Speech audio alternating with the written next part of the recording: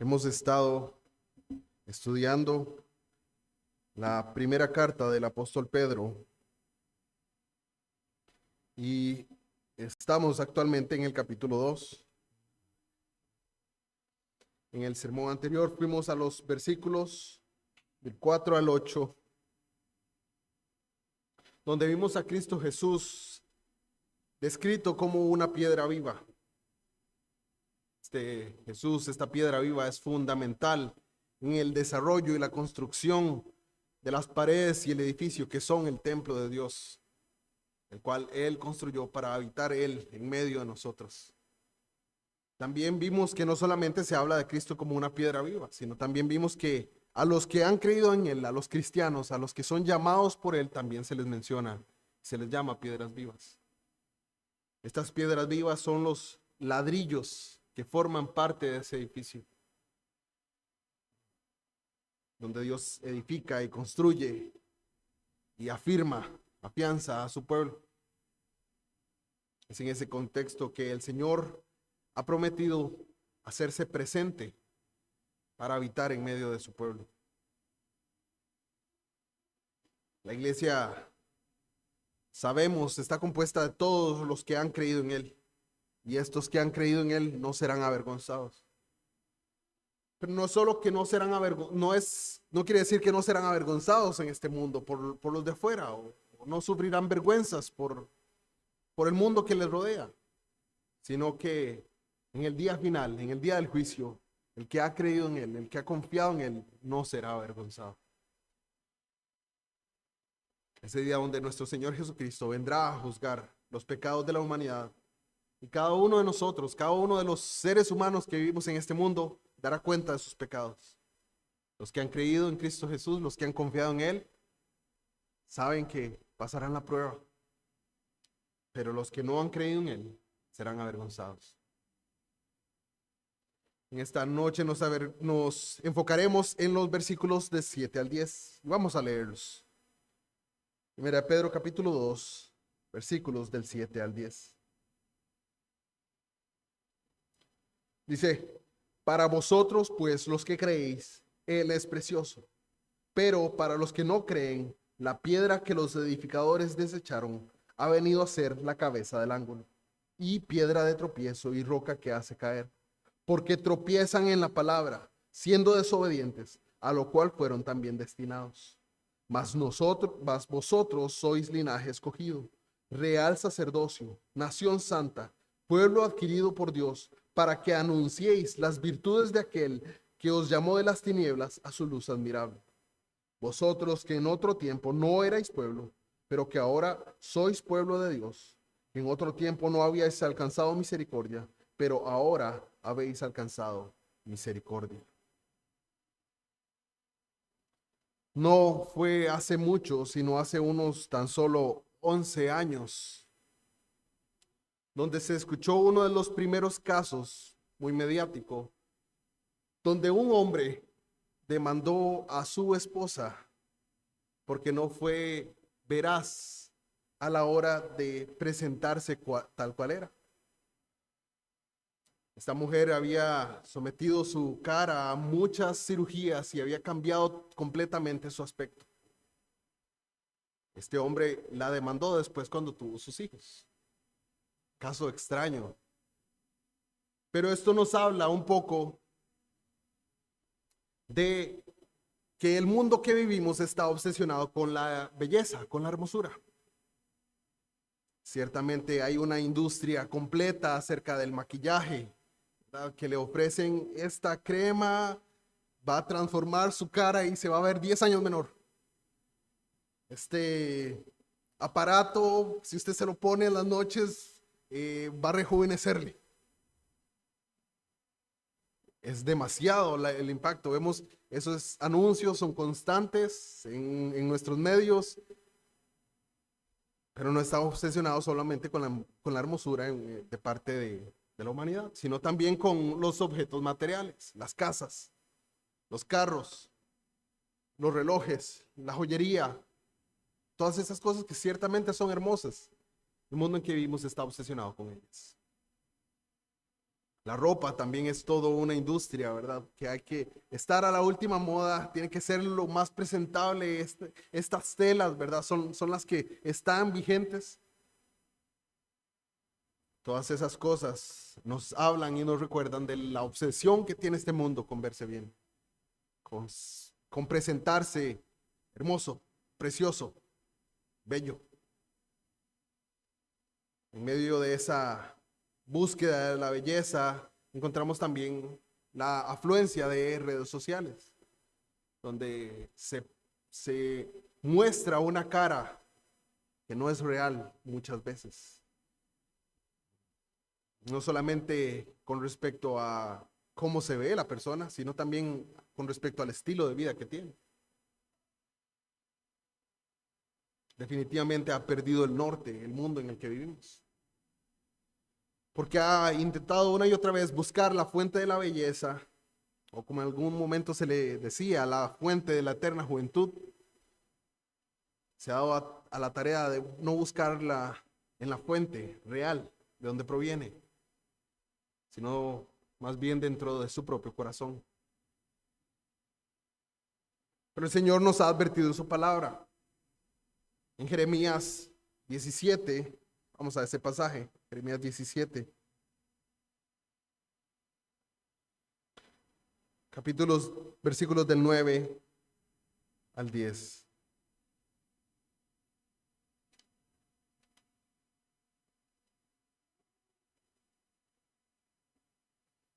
Donde nos dice que engañoso es el corazón más que todas las cosas, y perverso, ¿quién lo conocerá? Yo, Jehová, que escudriño la mente, que pruebo el corazón, para dar a cada uno según su camino, según el fruto de sus obras. Y es que en esa tendencia, en esa búsqueda de la belleza, el hombre se ha abocado a buscarla en su propio corazón, en su propio ser. No es difícil escuchar, encuentra tu belleza interior. Suena como un eslogan bastante común. Y es que los medios a nuestro alrededor apuntan hacia eso. Y las personas también han creído, han comido esa mentira de que la fuente de la belleza última se encuentra dentro del corazón humano. La palabra es muy clara. El corazón es todo lo contrario a hermoso, a bello. Dice, es engañoso y perverso. En esa búsqueda de esa belleza, de esa hermosura, se han hecho toda clase de obras en nuestro tiempo que carecen de todo sentido. Y al fin y al cabo dan a luz lo que hay en el corazón. El posmodernismo ha llevado a que lo que una vez fueron grandes pinturas de aquellos grandes pintores, Rembrandt, aún Da Vinci, sean transformadas en obras abstractas, sin sentido, torcidas, caras deformes. Al fin y al cabo muestran una vez más lo que hay en el corazón humano.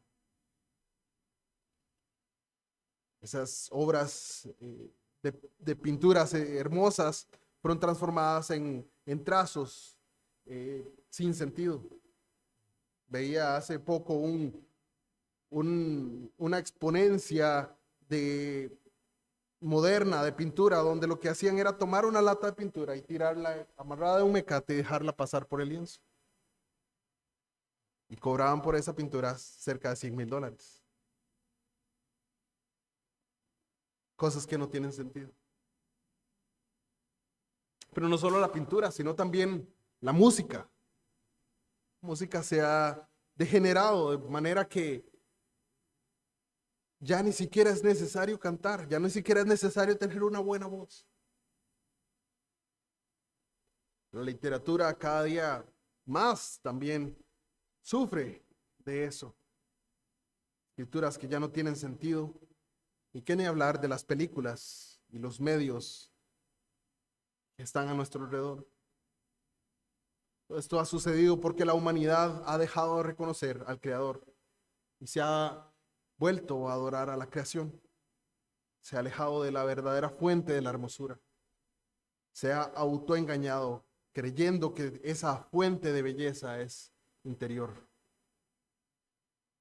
Lo que antes otros pintores copiaron, que eran esos grandes paisajes que hablaban de la mano del pintor soberano, esos lienzos, esos celajes, esos ríos, montañas, valles. Hoy no son más que unos trazos de una cubeta guindando. El mundo cree que la fuente de la belleza es interna y eso es evidente. Nada, todo pierde su sentido si vamos ahí. ¿Qué nos dice la palabra con respecto a la hermosura? ¿Qué nos dice con respecto a esto? Bueno, son conocidos algunos pasajes como engañosa es la hermosura y vana, en Proverbios. Pero vamos ahora a Primera de Crónicas 16:29.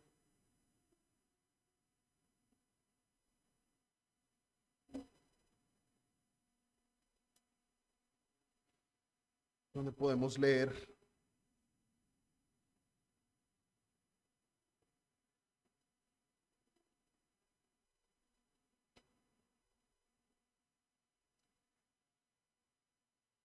primer libro de Crónicas 16:29. Dice: dad a Jehová la honra debida a su nombre, traed ofrenda y venid delante de él, postrados delante de Jehová en la hermosura de la santidad. Este pasaje del primer libro de Crónicas es un salmo de David. En este salmo David está exaltando al Señor, está alabando el nombre del Señor. Y en medio de toda esa alabanza que David hace del Creador, contrastándolo contra los dioses o los ídolos de otros pueblos, él habla acerca de Jehová, acerca de postrarse y reconocer a Jehová como el único Dios verdadero, pero nos da un atisbo de algo maravilloso, de algo que otros han escrito también, otros en la palabra del Señor han escrito también. Y es que usa esta frase: postrados delante de Jehová en la hermosura de la santidad. Podríamos leer otros salmos como el Salmo 29:2. Vamos a leerlo también. Salmo 29, versículo 2.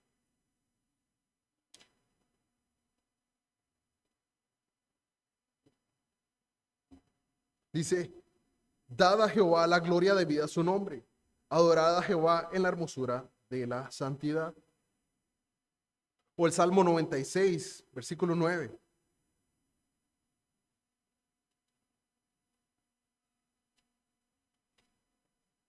Salmo 96, versículo 9. Adorad a Jehová en la hermosura de la santidad, temed delante de él toda la tierra. Incluso el Salmo 110, ahí mismo, muy cerca. Salmo 110, versículo 3.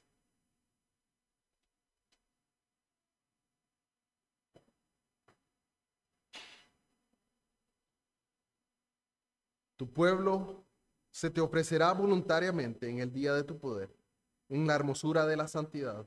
Desde el seno de la aurora tienes tú el rocío de tu juventud. Todos estos pasajes hacen referencia para ver la santidad de Dios como hermosa. Sí, se contrasta muchas veces o vemos el contraste que se hace en muchos de estos salmos con respecto a la adoración a Dios y a la adoración de los ídolos. Pero en medio de eso nos dice que adoremos a Jehová en la hermosura de su santidad. Y es que no hace falta una gran encuesta, un gran censo para entender que el mundo que nos rodea no ve a la santidad como algo hermoso. Por ende, no puede ver a Dios como hermoso, como deseable. Ciertamente el mundo entero huye de la santidad. busca los ídolos que complazcan sus deseos, adora cualquier otra cosa que no sea el Dios creador de los cielos y la tierra, y le huye y se aleja de la santidad, buscando el pecado. Pero ¿qué es necesario para poder apreciar, para que podamos ver que la santidad es hermosa o preciosa? Necesitamos que el Señor abra nuestros ojos espirituales para poder verle tal cual es. Esa es la necesidad imperativa que tiene el mundo entero. Y esto no sucede si no es a través del Evangelio y de la obra del Espíritu Santo en cada uno. Eso empieza en el nuevo nacimiento. Cuando el Señor transforma los corazones, entonces empezamos a ver, a atisbar que el Señor, creador del universo, es hermoso.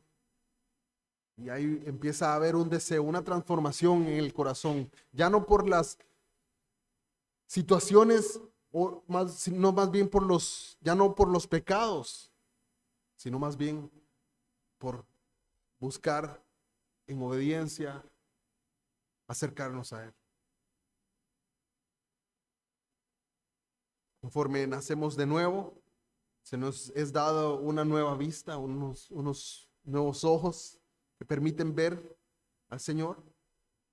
Nos es dado un nuevo corazón que permite deleitarse en Él. Y el Señor promete también santificarnos e ir creciendo en ese camino de santidad, deseando así que la santidad del Señor sea nuestra, sea parte de nosotros.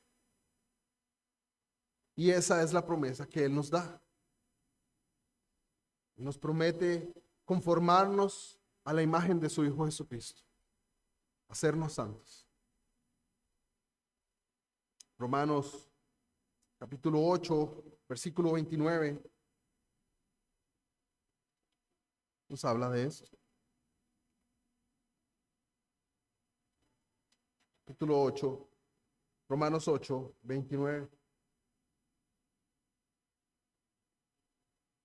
Dice, porque a los que antes conoció también los predestinó para que fuesen hechos conformes a la imagen de su Hijo, para que Él sea primogénito entre muchos hermanos. O también podemos leer un pasaje como Efesios, capítulo 5, versículos 25 al 27. Efesios 5, 25 al 27. Dice, maridos, amad a vuestras mujeres, así como Cristo amó a la iglesia y se entregó a sí mismo por ella, para santificarla, habiéndola purificado en el lavamiento del agua por la palabra, a fin de presentársela a sí mismo, una iglesia gloriosa, que no tuviese mancha ni arruga ni cosa semejante, sino que fuese santa y sin mancha. Vemos cómo es la promesa del Señor, el traer santidad a las vidas de aquellos que Él ha transformado. Aquellos que Él cambia su corazón, también les hace caminar en este camino de santidad. Y hermanos, y es que conforme crecemos en el conocimiento de Dios, podemos verle más hermoso, podemos verle más precioso. Conforme avanzamos en este camino de la fe, es que podemos entender y empezar a abrazar el hecho de que la santidad es algo hermoso. El creyente que nació de nuevo, el nuevo creyente, tal vez se encuentra tropezando con el pecado. Tal vez se encuentra en esa lucha inicial que hay de apartarse del pecado y mirar a Dios con ojos de hermosura. Pero el Señor promete que mientras más le conozcas, le verás más hermoso. Y un día, en la gloria, le veremos tal cual Él es. Apreciaremos la magnitud de su belleza. Y a diferencia de todas las muestras que el Señor nos ha dejado en su creación de belleza y de hermosura, Ninguna de ellas es comparable a Él mismo. Él solo nos ha dejado ver la hermosura de su creación y apreciarla en su creación. Su gran poder, su deidad, se hacen claramente visibles a través de las cosas creadas. Pero si Él hoy viniera de un solo y nos mostrara, sin ser glorificados, la hermosura de su santidad plena, sabemos que caeríamos muertos. El Señor nos guarda y el Señor nos santifica en este camino mientras estamos aquí en la tierra. Perfecciona nuestros ojos para que podamos apreciar las cosas que Él ha dejado en su palabra como hermosas. Este es el Señor que también sufrió, vivió una vida perfecta, justa, delante del Padre, para darnos esa oportunidad de acercarnos a Él. Y esa, hermanos, es una gran noticia. Por eso la pregunta que debemos hacernos es, ¿le vemos hermoso? ¿Vemos la santidad hoy en día hermosa? ¿Deseamos esa santidad? ¿Anhelamos el ser santificados? ¿Apartarnos del pecado y volver a ver a Cristo como tal? Es una gran pregunta, la que debe contestar cada uno.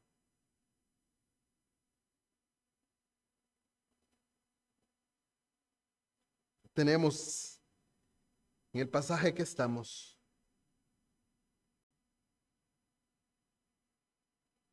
versículo 7, 1 Pedro 2:7. Para vosotros pues los que creéis, Él es precioso. Pero para los que no creen, la piedra que los edificadores desecharon ha venido a ser la cabeza del ángulo. En esta sección, los versículos 6 al 8, el apóstol Pedro se encuentra citando pasajes del Antiguo Testamento. En ese versículo 7, el apóstol está citando el Salmo 118, versículo 22.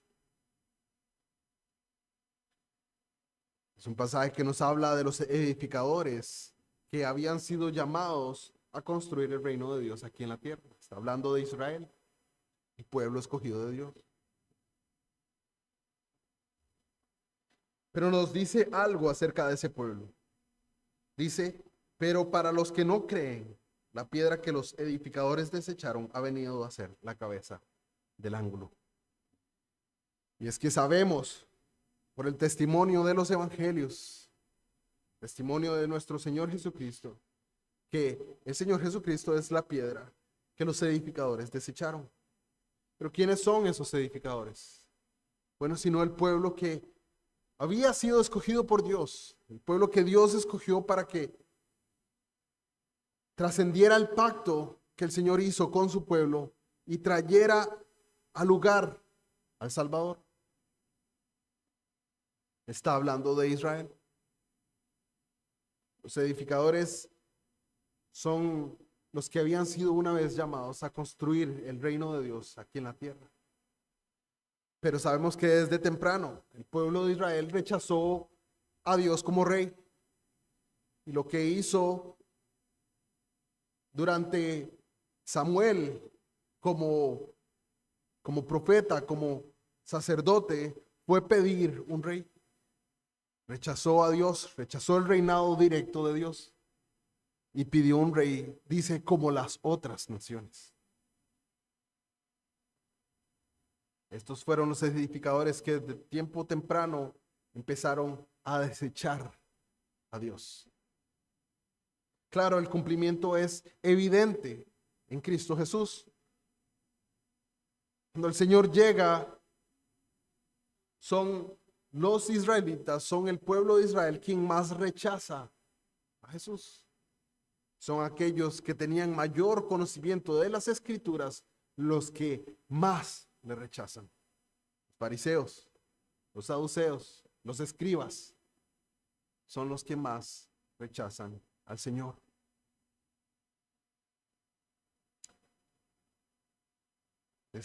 Desechan a la piedra angular, la piedra preciosa. Esto es porque ellos no creyeron al Señor, no creyeron la palabra que les fue dada, la misma palabra que daban su vida para estudiar, para memorizar, no la creyeron. Sabemos que era una práctica en medio de los fariseos el aprenderse incluso grandes porciones de la escritura de memoria. Y se la sabían y podían casi que narrar libros enteros del Antiguo Testamento. Podían dar lecciones con respecto a él. Pero aún así se encontraban rechazando a la piedra angular que estaba en medio de ellos. Este pasaje del versículo 7 también cambia la imagen. Al final de ese versículo dice, ha venido a ser la cabeza del ángulo.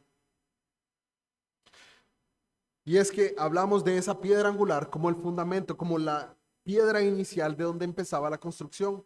Sabemos que el fundamento fue puesto por los profetas y apóstoles, ¿verdad? Era la revelación del Cristo. Pero también esa piedra angular era fundamental en el resto de la edificación. Pero ahora cuando se nos habla de que ha venido a ser la cabeza del ángulo, está hablando de los arcos o las columnas que se hacían en las edificaciones, tenían por lo general una piedra al final en la cabeza. Y está hablando de que Cristo también es esa piedra angular, esa cabeza del ángulo. Entonces, podemos ver que Cristo no es solamente el fundamento, sino también es la cúspide de la edificación que es la iglesia de Dios. Nos habla de Cristo como el final. La obra ha acabado. Él es la piedra, la cabeza del ángulo. Él es la piedra angular, sí, pero Él es la cabeza del ángulo. Esto rechaza completamente la noción que tienen las sectas de hablar de nuevas revelaciones, de hablar bueno, es que ustedes tienen la palabra, como dirían los mormones, ustedes tienen la Biblia, pero es necesario que tengan el libro del Mormón para que puedan así entenderlo. No, hermanos, Cristo es la totalidad de todo lo que necesitó ser revelado y fue revelado. Y Él es no solamente el fundamento, sino el cierre, la cúspide, la última piedra en ser puesta. Él es el final. Él es la plenitud del edificio.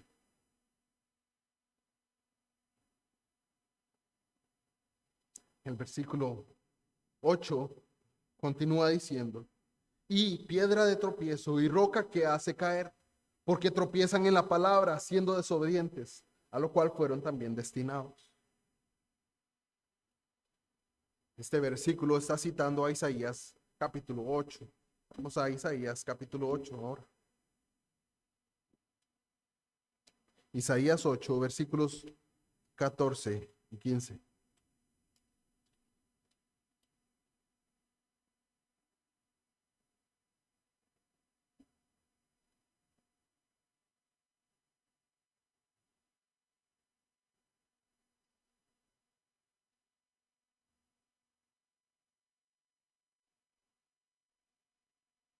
Entonces él será por santuario, pero las dos casas de Israel por piedra para tropezar y por tropezadero para caer y por lazo y por red al morador de Jerusalén. Y muchos tropezarán entre ellos y caerán y serán quebrantados y se enredarán y serán apresados. Esta es una profecía que da el profeta Isaías con respecto a los habitantes de Jerusalén. Él se refiere a ellos y está hablando de cómo la revelación del Cristo, el Cristo mismo, vendría a ser la piedra de tropiezo. El Mesías que tanto aguardaban fue su piedra de caída. Y es que, hermanos, nadie tropieza en una piedra, sino primero, aunque sea su dedo meñique, toca con ella. Esto nos habla del el contacto que tenían estos escribas, estos fariseos, el pueblo de Israel con esta piedra de tropiezo, que es Jesús. Nadie tropieza en ella si no ha tenido, aunque sea, un contacto con él. Podemos ver que el énfasis estaba en el cumplimiento de estas promesas de Dios ante la venida de Cristo en su ministerio terrenal. Pero también vemos la aplicación del apóstol a todos los que no creen, no solamente a los de aquel tiempo por parte de los fariseos. Claramente ellos se opusieron al Señor, y aún haciendo referencia a los judíos que el domingo estaban diciendo Hosana, Hosana al hijo de David, bendito el que viene en el nombre del Señor, y le recibían con palmas. Estos no había pasado siquiera una semana y estaban gritando, crucifíquenle, crucifíquenle. Tropezaron en esta piedra, en esta roca que hace caer. Pero nos da un testimonio de por qué. Y nos dice, versículo 8, y piedra de tropiezo y roca que hace caer, porque tropiezan en la palabra, siendo desobedientes.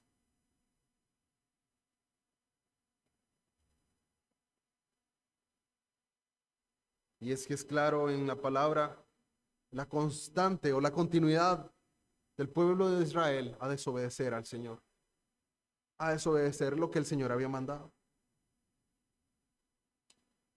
Todos los que no creen en el Señor, los que han escuchado la verdad del Evangelio y la rechazan en nuestros días y lo desechan, esos son también quienes tropiezan con Él. Él nos manda a obedecer a su palabra, a obedecer a sus mandamientos, a obedecer a las disposiciones que Él ha hecho para que vivamos de acuerdo a eso. Y ahí yace la santidad, ahí yace la santidad que crece en nosotros, yace en esa obediencia. Tropiezan en la palabra. Esa es la condición en la que se encuentra el mundo a nuestro alrededor. Vivimos en un país que ha escuchado en su gran mayoría acerca del Señor Jesús. Por la mayor parte que lleva en existencia nuestro país ha escuchado. Y no voy a llamar a la religión oficial como el mejor exponente del Evangelio, pero ciertamente la narrativa del Señor Jesucristo es conocida para este país. Eso a diferencia de muchos otros países donde ni siquiera es permitido compartir el Evangelio o ha sido un tabú que no se ha mencionado. No es difícil escuchar testimonios de personas en China, en India, en Medio Oriente, donde el nombre de Jesús básicamente no es conocido.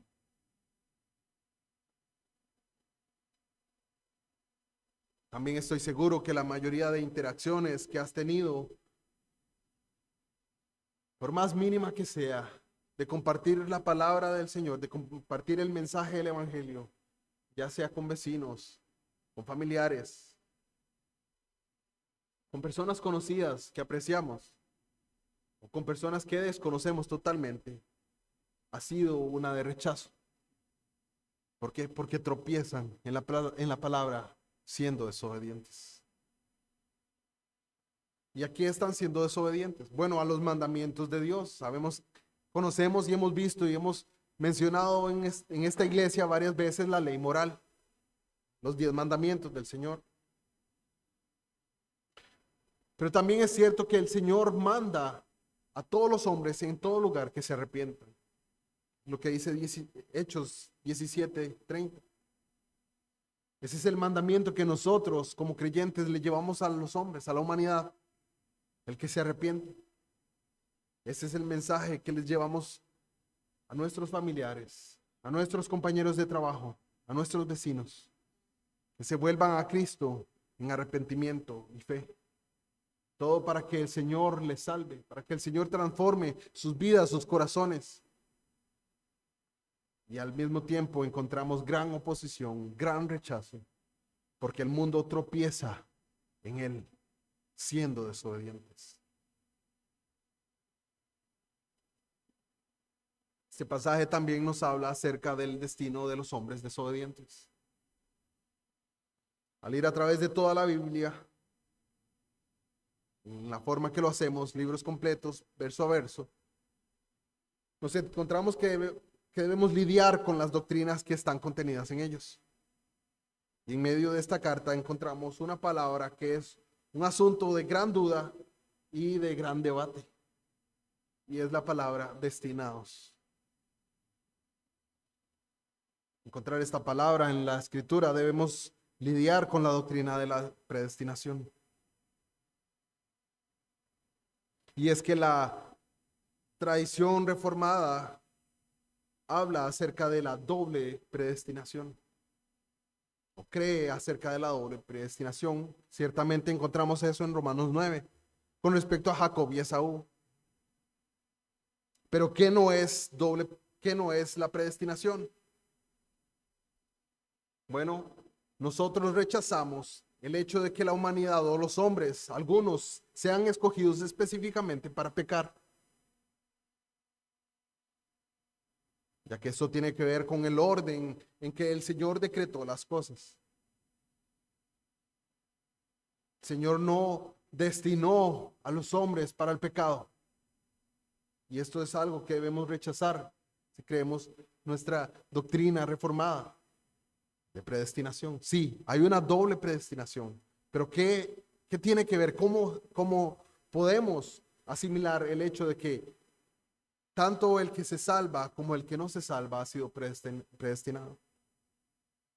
Bueno, en el orden y los decretos de Dios, la predestinación de los hombres, la predestinación para salvación o para perdición, es solamente dada en luz de la caída. El Señor da, ¿verdad? Esta es una doctrina teológica que nos pone a pensar cómo y en qué forma el Dios Todopoderoso, el Dios soberano, ordenó los decretos de la vida misma en esta tierra. Y no quiero irme más allá de lo que tengo y quiero apegarme a la palabra, donde nos habla acerca de que el Señor vio a toda la humanidad y creó a toda la humanidad. Cuando el Señor creó la humanidad entera, toda la humanidad cayó, toda. Y en medio de la caída de toda la humanidad, el Señor escogió a unos para salvación y a otros los entregó a su pecado. Y esa es la doctrina de la predestinación y de la doble predestinación, que como bautistas reformados afirmamos. Dios soberanamente consideró mostrar su gracia con algunos, pero a otros los dejó hacer lo que su corazón desea, para perdición de sus almas. Podemos tal vez entender de alguna manera esto cuando vemos que hay un niño, un joven que desea hacer algo y es opuesto por sus padres. Sus padres le dicen que no, y le dicen que no una vez, y le dicen que no dos, tres, cuatro, o muchas veces, y sigue insistiendo en que quiere hacer eso o aquello, hasta que llega el punto donde la madre o el padre le dice, haga lo que quiera. De alguna manera podemos ver que el Señor, a quienes predestina para perdición, es simplemente que les dice, hagan como quieran. Hagan lo que sus corazones les piden. Y debemos tener misericordia y temor de una frase como esa, de parte de Dios. Claramente La predestinación nunca será una excusa para permanecer en el pecado. Algunos hombres, mujeres, usan esto como la frase para decir, no, es que seguramente Dios me predestinó para perdición. No, el Señor llama a todos los hombres que se arrepientan en todo lugar. No hay una excusa nunca para el pecado y jamás una doctrina tan hermosa como la predestinación, donde Dios muestra misericordia salvadora para la humanidad, nunca va a ser una excusa para permanecer en el pecado. Ciertamente nosotros no conocemos los corazones de la humanidad, no conocemos los corazones de los hombres, de las personas, como individuos. Y ciertamente no tienen un rótulo encima que diga predestinado para salvación o para condenación. Por eso, nuestra búsqueda es ofrecer el Evangelio a todos, abiertamente, para que el Señor les salve. Hermanos, no nos cansemos. Tal vez hay situaciones en medio de nosotros que nos impiden o nos han molestado y nos han llevado a no insistir en predicar el Evangelio a familiares o a vecinos o a amigos o a compañeros de trabajo. No debemos cansarnos, porque si el Señor ha tenido misericordia de nosotros, si el Señor nos ha salvado a nosotros, siendo lo que éramos, ¿cómo no puede salvar a aquellos que están a nuestro alrededor? Debemos continuar insistiendo por sus almas.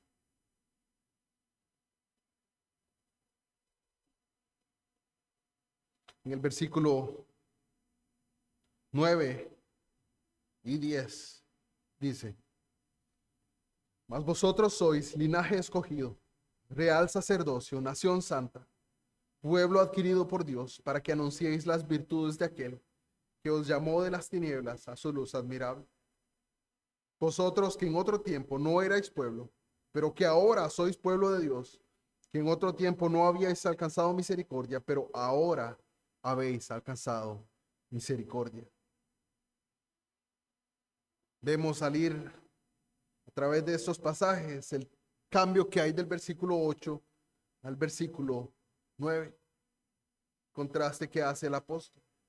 A unos los llama como destinados al tropiezo, a caer, a tropezar en la roca que es Cristo.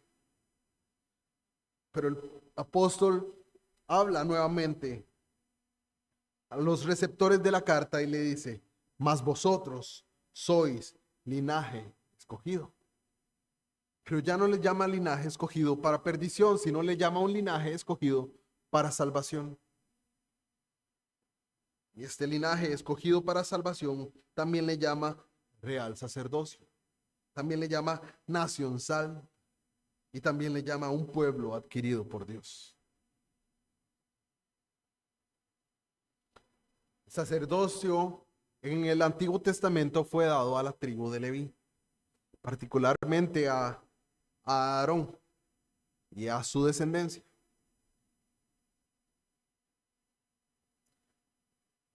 No iré a estos pasajes, pero en Números capítulo 3, versículos 11 al 13, nos da una luz con respecto a la escogencia de Dios de esta tribu en particular para el servicio en el templo. El Señor en ese pasaje nos habla de cómo los primogénitos que no murieron en Egipto del pueblo de Israel, el Señor los toma y los dice: estos primogénitos son míos. Porque debemos entender que cuando el Señor salvó a los primogénitos del pueblo de Israel mediante la sangre de machos cabríos pintada en los dinteles, en los marcos de las puertas, esos primogénitos de Israel también debían morir. Entonces el Señor los cuenta como suyos, porque no tenían ningún mérito los primogénitos de Israel. No tenían ninguna excusa, también debían morir. Pero el Señor en su misericordia los salva y no permite que no mueran. Entonces el Señor toma a la tribu de Leví y dice: voy a sustituir a la tribu de Leví por estos primogénitos. Ese es el pasaje de Números 3:11. El Señor sustituye a la tribu de Leví por completo por estos 20,000 primogénitos que no murieron en Egipto. Y dice: ya que los he sustituido, voy a usarlos para mi servicio en el tabernáculo.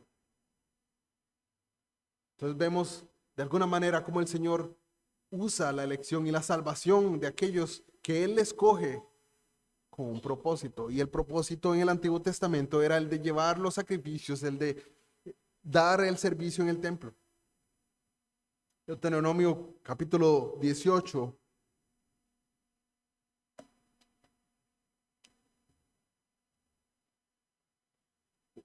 Versículos del 1 al 8 nos habla de estos levitas un poco más.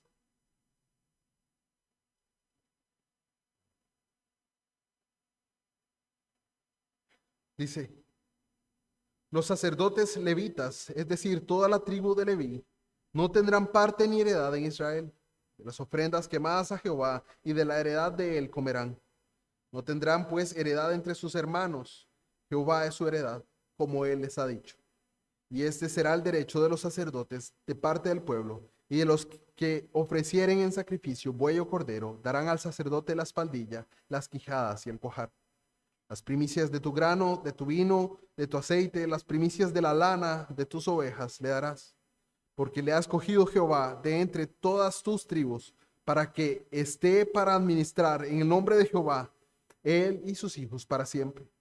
Y cuando saliere un levita de alguna de tus ciudades, de entre todo Israel, donde hubiere vivido, y viviere con todo el deseo de su alma al lugar, y viniere con todo el deseo de su alma al lugar que Jehová escogiere, ministrará en el nombre de Jehová su Dios, como todos sus hermanos, los levitas que estuvieren allí delante de Jehová.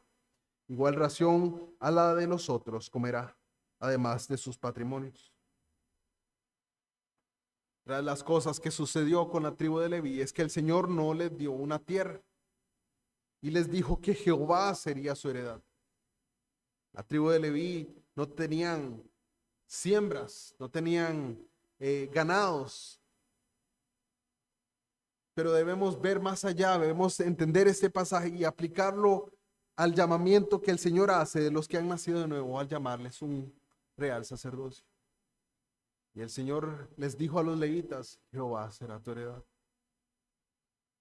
Vemos como también a los que el Señor llama hoy real sacerdocio, podemos hablar de que Jehová es su heredad.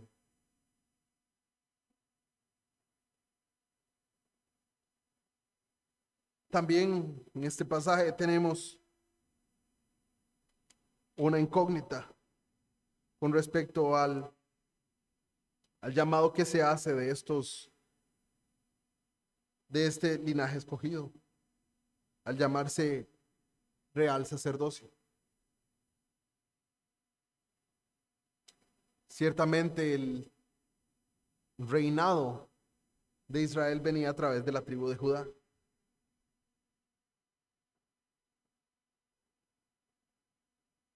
Y fue la tribu de Judá quien trajo la genealogía de Cristo, el último rey de Israel. Pero este rey de Israel, aunque descendió de la tribu de Judá, también en su oficio es conocido como sacerdote. Jesús es sacerdote. Pero Jesús no era de la tribu de Leví. ¿Cómo entonces podría este hombre ofrecer sacrificios a Dios no siendo un sacerdote? En el Antiguo Testamento tenemos un par de historias con respecto a reyes que ofrecieron sacrificios y que se pusieron en lugar del sacerdote. Uno de ellos fue Saúl. En 1 Samuel 13:8 al 14 nos dice cómo una vez que Saúl ofreció sacrificios a Dios, el Señor lo desechó. Y la otra que tenemos está en el segundo libro de Crónicas, capítulo 26 al 16, capítulo 26, versículo 16, hablando del rey Usías. En esta narración, el rey Usías también, igual que Saúl, cree que tiene el derecho de ofrecer sacrificios a Dios y los ofrece y ofrece un altar a Dios. Y en ese momento, lo que viene para él es que el Señor lo quita del reinado. Él continúa siendo rey, pero lo quita y le pone una lepra sobre todo su cuerpo. Y este rey vive los últimos años de su vida en el exilio, fuera. ¿Cómo entonces Jesús puede ofrecer sacrificios? ¿Cómo puede el Señor Jesús ser un sacerdote para nosotros? Bueno, la clave está en un par de pasajes, en Génesis 14 y en Hebreos, capítulos del 5 al 7, donde se llama a Jesús que es sacerdote según el orden de Melquisedec.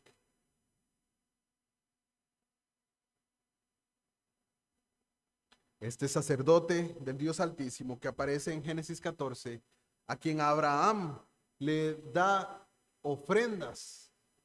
Abraham, el padre del pueblo de Israel, nuestro padre Abraham, ¿verdad? Si había algo en que el pueblo de Israel se enorgullecía era llamarse hijos de Abraham.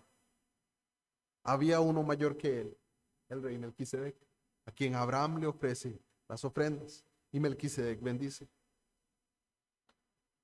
El caso que se nos hace en Hebreos, en la carta de los Hebreos, es que Jesús es descendiente directo en el orden del sacerdocio de este rey y sacerdote que vemos en el Antiguo Testamento.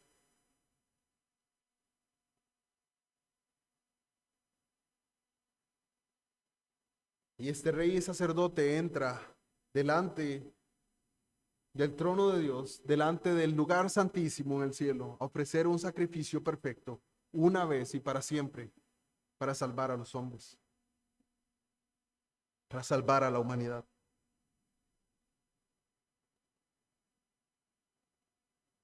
Este es el sacerdote que nos hace partícipes hoy de su sacerdocio, porque Él nos ha escogido, porque Él nos ha llamado, Él nos ha santificado y nos ha adquirido. Todo esto nos hace partícipes de ese sacerdocio para ofrecerle a Él nuestros sacrificios. Ya no más bestias, ya no más animales que necesitan ser degollados, sino como lo dice Romanos capítulo 12, nuestro culto racional.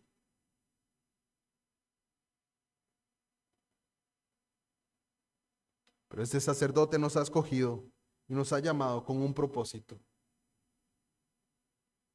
Y dice el versículo 9 que ese propósito es para anunciar las virtudes de aquel que os llamó de las tinieblas a su luz admirable. Hermanos, si el Señor ha salvado, si el Señor ha transformado tu vida, si el Señor te ha llamado a ese real sacerdocio, si el Señor te ha hecho parte de ese linaje escogido, de esa nación santa, es con el propósito de anunciar las virtudes de aquel que te llamó de las tinieblas a la luz. Oremos. Señor y Dios bueno, ante ti estamos en esta noche. Damos gracias por la oportunidad que nos das de ir a tu palabra, tener luz a través del sacrificio de tu Hijo. El pueblo que estuvo en tinieblas, gran luz le sobrevino.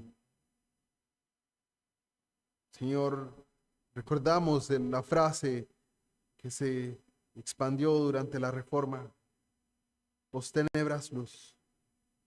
Después de las tinieblas, la luz alumbró. Y es que tu sacrificio, Señor, ha traído luz a nuestra vida, ha traído luz a nuestros ojos para verte precioso, para verte hermoso, para deleitarnos y postrarnos en la hermosura de tu santidad.